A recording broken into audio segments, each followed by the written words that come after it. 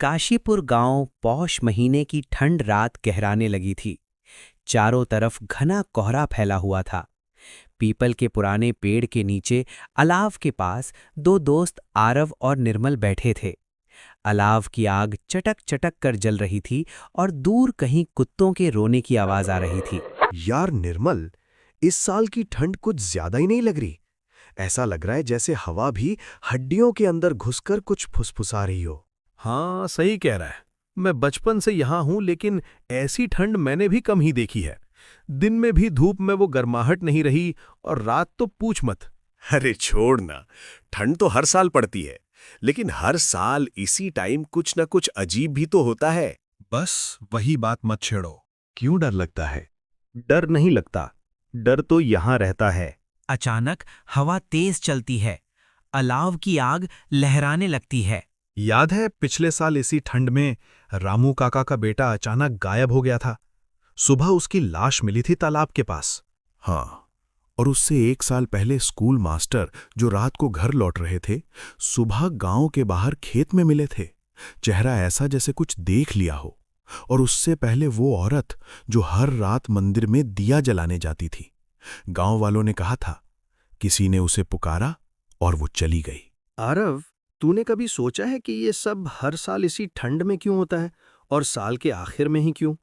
गांव के बुजुर्ग कहते हैं साल के आखिरी दिनों में इस गांव की सरहद कमजोर हो जाती है। बचपन में दादी कहा करती थी कि ठंड में जो कोहरा उतरता है ना, वो सिर्फ धुंध नहीं होती, उसमें वो सब भी होता है जो पूरा साल छुपा रहता है। तभी अचानक सूखी पत्तियों पर किसी के चलने की आवाज सुनाई दी। आरव, जरा रुक, मुझे सच में कुछ सुनाई दिया है।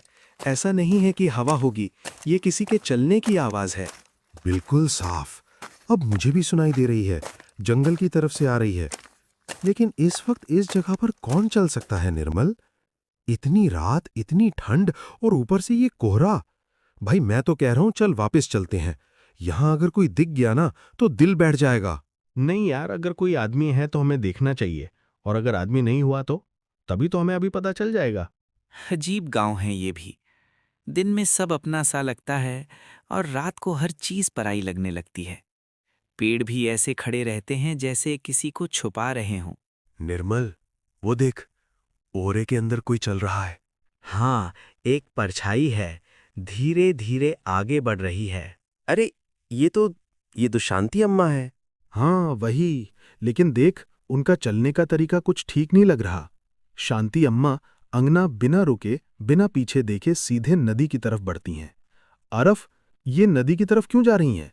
इस ठंड में कोई भी नदी के पास नहीं जाता, और वो भी अकेली। कुछ लोग जाते हैं। निर्मल, जिन्हें बुलावा आता है। मत बोल ऐसा। पिछले साल भी इसी नदी के पास गांव वाले इकट्ठा हुए थे। दोनों दूर से उनका पीछा करते हैं। शांति अम्मा नदी के किनारे पहुंचकर एकदम रुक जाती हैं। बस पानी को देखती रहती हैं। न बैठ रही हैं, न पानी छू रही हैं, न कुछ बोल रही हैं। ऐसा लग रहा है जैसे कुछ सुन रही हों या किसी का इंतजार कर रही हों। ठंडी हवा तेज चलती है। आरव, दादी कहा करती थीं जो लोग ऐसे चुपचाप नदी को देखते रहें, वो इस दुनिया में नहीं होते।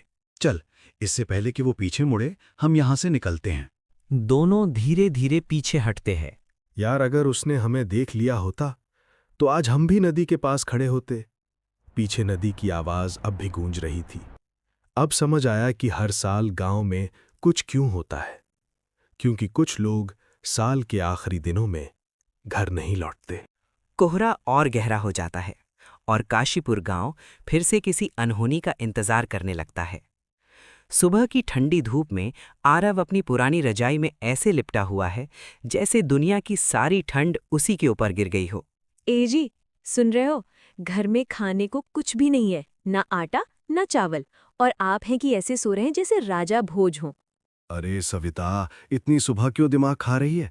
ठंड देखी है बाहर, ऐसा लग रहा है जैसे हड्डियां भी आपस में टकरा रही हों। हड्डियां बाद में टकराना, पहले पेट का इंतजाम करो। कुछ काम धाम क्यों नहीं ढूंढते? पूरी जिंदगी ऐसे ही रजाई से बातें करोगे क्या? अरे काम की तलाश में हूं यार, लेकिन इतनी ठंड में काम मिलता ही कहाँ है। मालिक लोग खुद अलाव के पास बैठे रहते हैं। हाँ हाँ, काम खुद डर के मारे घर से नहीं निकलता, और आप काम ढूंढने निकलोगे तू चिंता मत कर, आज किसी भी हाल में काम ढूंढ कर ही रहूंगा। अगर काम नहीं मिला तो हरी के साथ मिलकर कुछ जुगाड़ करेंगे। आरव घर से निकलकर सीधे निर्मल के घर पर जाता है। निर्मल अभी भी सोया हुआ था। अरे निर्मल, ओ, जिंदा है ना? मैं तो सोच रहा था कहीं तू भी नदी के पास खड़ा ना मिल जाए। अबे छोड़ यार, कल जो हमने देखा वो सपना था या हकीकत? सपना होता तो इतनी ठंड में मेरी रजाई आज भी क्यों डर रही होती? सही कह रहा है। कल रात के बाद नदी दिखते ही मेरे पांव खुद ब खुद मुड़ जाते हैं। और मुझे तो हर बूढ़ी औरत में शांति अम्मा ही दिख रही हैं। चल छोड़ डर वगैरह, पेट का डर ज्यादा बड़ा है, कुछ काम धंधा करना पड़ेगा। हाँ यार, भूत प्रेत रात में आते हैं, भूख तो सुबह शाम आती है। चल, काम की तलाश में निकलते हैं। अगर काम नहीं मिला तो कम से कम गांव का हाल चाल तो पता चलेगा। और अगर कोई पूछे कि काम क्या करते हो तो बोलेंगे डर से भागने का फुल टाइम काम करते हैं। दोनों ठहाका लगाते हैं और ठंडी धूप में काम की तलाश में निकल पड़ते हैं। काशीपुर गांव में एक नई सुबह शुरू होती है। डर के बाद हंसी और हंसी के बाद शायद फिर कोई अनहोनी। दिन ढल चुका था। सूरज की आखिरी रोशनी खेतों के पीछे छुप रही थी। ठंड बढ़ने लगी थी। गांव की आखिरी चाय की दुकान, जहां दिन भर की सारी खबरें जमा होती हैं, एक लकड़ी की बेंच पर आरव और निर्मल बैठे हैं। अबे निर्मल, आज जो मेरे साथ हुआ ना, अगर तू साथ होता तो चाय नहीं हंसी पी कर ही पेट भर जाता। अरे बोल तो सही, किसने क्या कहा? पहले मैं गया बनिए के पास, बोला भाई कोई काम है, तो वो मुझे ऊपर से नीचे देखता और बोलता काम तो है पर तू दिखने में खुद काम ढूंढ रहा है। अरे ये तो कुछ भी नहीं। मैं खेत वाले से पूछता हूँ कोई काम, तो कहता है ठंड में काम नहीं, बस हिम्मत बची है। फिर मैं ईंट भट्टे वाले के पास गया, वो बोला काम तो है लेकिन ठंड से डर नहीं लगता। मैं बोला डर तो रात में लगता है, दिन में पेट लगता है। दोनों हंसी से लोट-पोट हो जाते हैं। अरे भाई, इतना भी मत हंसाओ, मेरी चाय खौल रही है या तुम दोनों की हंसी समझ नहीं आ रहा। भोला भैया, आज चाय में शक्कर कम डालना, हमारी बातें ही काफी मीठी हैं। तभी एक दुबला पतला मास्टर देवेंद्र दुकान पर आते हैं। अरे भोला, जल्दी जल्दी एक कप चाय दे रे, आज ठंड कुछ ज्यादा ही लग रही है। हाँ हाँ, मास्टर जी के लिए कड़क चाय देना, पूरी पढ़ाई का हिसाब चुकता कर दें। मास्टर देवेंद्र एक बात पूछते हैं, शांति अम्मा आजकल रात में नदी के पास क्यों जाती हैं? निर्मल की हंसी अचानक रुक जाती है। तुम लोगों ने देख लिया क्या? हाँ मास्टर जी, कल रात खुद देखा। आज से ठीक 15 साल पहले इसी ठंड के मौसम में शांति अम्मा का इकलौता बेटा इस नदी में डूबकर मर गया था। डूब गया था? हाँ, ठंड की रात थी, नदी उफान पर थी, लड़का वापस नहीं आया। तो फिर शांति अम्मा तब से हर ठंड में हर साल रात के समय नदी के पास जाकर खड़ी हो जाती हैं। क्यों?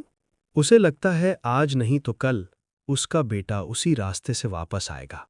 कल रात हमने कोई भूत नहीं देखा था, हमने एक माँ को देखा था जो अब भी इंतजार कर रही है।